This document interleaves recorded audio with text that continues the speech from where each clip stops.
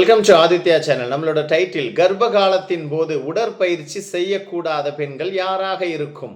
எங்களோட சேனல் யாரும் சப்ஸ்கிரைப் பண்ணலாம், சப்ஸ்கிரைப் பண்ணி லைக் பண்ணி ஷேர் பண்ணுங்க. மோர் தென் 1 மினிட் வீடியோ எங்களோட சேனலுக்குள்ள பாருங்க. உடற்பயிற்சி என்பது ஆரோக்கியமான செயல்முறையாகும். அதை அனைவரும் செய்து வந்தால் பல நன்மைகளை பெறலாம். ஆனால் கர்ப்பிணிகள் மருத்துவரின் ஆலோசனை பெற்று உடற்பயிற்சி செய்வது நல்லது. கர்ப்பத்தின் போது உடற்பயிற்சி செய்வது தாய்க்கும் சேய்க்கும் மிகவும் பயனுள்ளதாகும். சில நேரங்களில் அவர்களின் உடல்நிலையை பொறுத்து மாற்றம் ஏற்படலாம். அது அவர்களுக்கு தீங்கு விளைவிக்கலாம். உயர் இரத்த அழுத்தம், இதயம் மற்றும் நுரையீரல் சார்ந்த பிரச்சனை உள்ளவர்கள் உடற்பயிற்சி செய்வதை தவிர்ப்பது நல்லது. முதல் 3 மாதத்தில் இரத்த கசிவு உள்ள பெண்களும் உடற்பயிற்சியை தவிர்த்தல் நல்லது.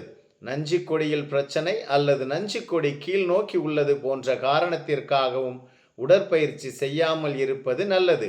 கருப்பை தையல் போட்ட பெண்களாக இருந்தாலும் அவர்கள் உடற்பயிற்சியை தவிர்ப்பது நல்லது. கருப்பை வாய் அகன்று இருந்தாலோ கருப்பை வாயில் பிரச்சனை இருந்தாலோ அவர்களும் உடற்பயிற்சி செய்வதை தவிர்க்க வேண்டும். உரிய காலத்திற்கு முன்னரே முதல் குழந்தை பெற்றவர்களும் கருச்சிதைவு சார்ந்த பிரச்சனையை சந்தித்தவர்களும் தவிர்த்தல் நல்லது. அதேபோல் ஒன்றுக்கும் மேற்பட்ட குழந்தை சுமக்கும் பெண்கள், அதாவது இரட்டை குழந்தை 3 குழந்தைகளை சுமந்து கொண்டிருக்கும் பெண்களாக இருந்தாலும் உடற்பயிற்சி செய்வதை தவிர்க்கலாம். மூச்சு திணறல் உள்ளவர்கள் தவிர்ப்பது அவர்களின் ஆரோக்கியத்திற்கு நல்லது.